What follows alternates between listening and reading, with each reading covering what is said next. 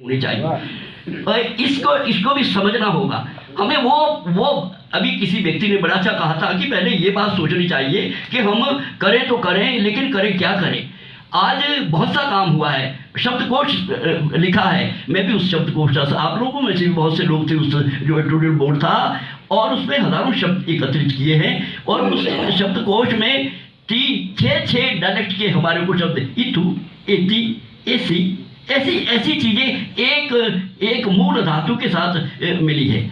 हम क्या अपनी क्षेत्रीय जो आप लोग जो एरिया की जो अपने इलाके की भाषा बोल रहे हैं उसको इस तरह से बांध सकते हैं? तो और नज़दीक आने के लिए और करीब आने के लिए मैं आपको एक छोटा सा एक सोपान बताता हूँ। वो है कि अगर हिमाचल को हम 3 भागों में विभक्त करें काल्पनिक रूप से, एक है जनजातीय जोन और एक है कांगड़ी जोन, जिसमें आपका हमीरपुर, कांगड़ा, क्या कहते हैं यहाँ तक मंडी, बिलासपुर आता है, और तीसरा है महासुरी जोन, जिसमें सिरमौर, शिमला का क्षेत्र और सोलन का क्षेत्र आता है। तो फिर मैं आपको ये कहूँ कि किसी देश की जो हमारी जो संस्कृति है, संस्कारों से साधना से संस्कृति और संस्कृति से हमारी सभ्यता को जन्म हुआ है। किसी भी देश की, किसी संसार के कहीं किसी देश की चलो, नदियों के किनारे संस्कृति फली है, पनपी है, फूली है और विकसित हुई है और संवर्धित हुई है। मैं छोटा सा उदाहरण दे रहा हूँ। हमारे सिरमौर और शिमला सोलन के मध्य से गिरी गंगा बहती है, कोई नहीं जानता इसको। और आपको ये भी बता दूँ कि गिरी जो आज की त्रिवेणी है वो तो आज इलाहाबाद में है। वो तब की है जब महाभारत काल में वो क्या कहते हैं अपने परिवार के कल्याण के लिए वो गंगा को लाए थे। लेकिन जो ये गंगा है ये सतयुग की है। जब यहाँ पर कुछ नहीं था, सतयुग के बाद सतयुग आया होगा, तो सतयुग का इसमें एक प्रमाण मिलता है कि क्या कहते हैं सतयुग में गिरी गंगा एक साधु, इनके जुब्बल में कुप्पड़ एक जगह है, वो उधर से आ रहा था और वो गंगा स्वर्ग से लाया था, और वो गंगा कुप्पड़ में गिर गई और वो बहती हुई 60 कोस का सफर खड़ा पत्थर से डाक पत्थर तक पहुंची। और उसके दोनों ओर सिरमौर, शिमला और सोलन का एरिया, पहले महासुल था, वो बसे हुए थे। क्यूंथल था, बघाट जो भी थी, लेकिन वो उस वक्त राज्य कोई नहीं थे ना। वो मैंने अभी जो एकेडमी यहाँ भाषा विभाग को एक लेख भेजना चाहा है उसमें भी किया है। तो सतयुग में इसमें सतयुग में जब वो आगे बढ़ी तो बलग के स्थान पर, बलग के सामने बलि गया था, जहाँ बलि राजा को जो यहाँ पर वामन अवतार हुआ है उन्होंने पाताल का राजी थे। मैं संक्षिप्त में बता रहा हूँ। बलग बलि गया था जहाँ वो है बलग। और आज भी उस गांव में ब्राह्मण है, क्षत्रिय है, भाट है, पुरोहित है, पांडे है, चांडाल है और चारज है और गंधर्व है। ये सारी जातियां एक ही स्थान पर बलग में मिलेगी आज भी है। और ये त्रिवेणी बलग के पास से वही 100वां यज्ञ क्या कहते हैं बलि राजा वहां कर रहे थे। ये छोटी सी बात है, ये सतयुग की बात है। त्रेता युग में इसी गिरि नदी के किनारे परशुराम जी ने और उनकी माँ रेणुका ने और जमदग्नि ने तपस्या की और परशुराम जी का अवतार हुआ। परशुराम जी को हमारे 24 अवतारों में मानते हैं। और वहाँ पर ये गिरि नदी के किनारे है।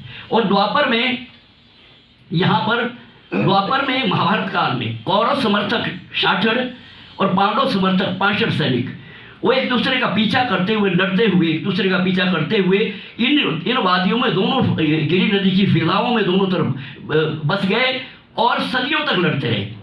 उनकी लड़ाई के आज भी किले हैं। मेरे गांव में एक किला है, रवान में किला है, शाये में किला है, 6-7 जगह खंडरात है आज जो जिसको हमने अध्ययन करके रखा है कि उसमें से वो लड़ते थे और पैने तीर से, जिसको कनेरू कहते, उससे वो लड़ाई करते थे और वो सदियों तक लड़ते रहे। इस दौरान मैं सिर्फ संगीत और साहित्य की तरफ आ रहा हूँ। इस दौरान उनके 2 समुदाय थे, 66 और 65, उनके लड़ाई के हारुल लंबी गाथा गीतें उसमें सामा मदना की हाल है, ठुंडू कमरों की हाल है, कितनी हाल है। ये संकलन जो है मैंने प्रयास किया है। ये कम से कम 35 के करीब मैंने इस छोटी मोटी पुस्तकें जो है संकलित की है, छाप नहीं सका क्योंकि मेरे पास पैसा नहीं है। और अब दूसरी बात ये कि जो बहादुर की गाथा थी उसको बार कहा, जो बदमाश औरत, बदमाश लोग, चोर उचक्का था, उसको समाज को उसके कुकृत्य से बचाने के लिए वो क्या कहते हैं, उसको साका कहते थे। और तीसरा था पवाड़ा। पवाड़ा ऐसा सांचा था जो ढर्रा हो गया था, 18 सिर एक दूसरे के, उनके 66-65 के, यहाँ 18-66 और 18-65 सिर्फ ये गिरी नदी के दोनों ओर। तब तक उसके बाद जब रियासतों के बाद क्यों भी बना, बघाट भी बना, पटियाला का भी एरिया आया, सोलन में अब सोलन बना, तो ये अलग बात है। लेकिन ये उसी काल में जब यहाँ पर मौर्य वंश आया तो क्या कहते हैं, ये सारी बातें गाथा गीतों में हमारे पास संकलित है। उस वक्त मौर्य वंश में कालसिया से लेकर के तरोज तक सिरमौर था, कालसिया लेकर तरोज तक सिरमौर था। और सिरमौर का नाम मौर्य वंश ने उनके लिए काम किया यहाँ के राजा ने, और है तो उनके कुरिंदों का और सिरमौर का भी कुछ ऐसा गर्त का भी ये कहानी है कि उन्होंने क्या कहते हैं महाभारत काल में भी लड़ाई में भाग लिया था। लेकिन सिरमौर का नाम सिरमौर का मौर्य उन्होंने दिया, और ये ऊपर तक ये सारा सिरमौर था। और आज हमारी इन इलाकों की, क्योंकि चाहे सोलन का है, बोली भाषा रीति रिवाज है, यहाँ हार है, बार है, पवाड़ा है, साका है, नाटी है, और फिर लोक नाट्य है, करियाना, जो सामायिक संवादों की एक प्रस्तुति है। तो मेरा कहने का तात्पर्य ये है कि इनमें इन सारी बातों का हम अध्ययन करें। हम हमारे क्षेत्र में कौन से गाथा गीत हैं और कितने प्राचीन हैं, हमारे क्षेत्र में कौन से ऐसे काव्य है जिसमें सभी रसों का, श्रृंगार रस का, विभत्स का, सभी रसों का जिसमें निष्पादन हुआ है। हमारे क्षेत्र में क्या हम इस तरह से इसको समायोजित करके तीनों एरियो से, जनजातीय क्षेत्र से भी और आपके कांगड़ी क्षेत्र से भी और ये महासुई क्षेत्र से भी, हम मिलकर के अगर इसको एक जगह पर खड़ा करने की कोशिश करेंगे तो शायद हम भाषा के निर्माण में, भाषा टकसाल में नहीं बनेगी।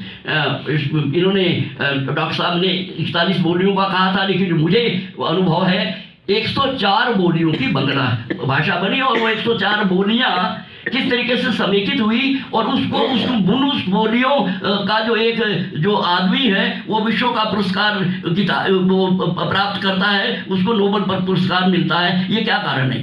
तो क्या हमारी फिर आप हिंदी की तरफ आइए, क्योंकि जो घबरा रहे हैं कि भाई भाषा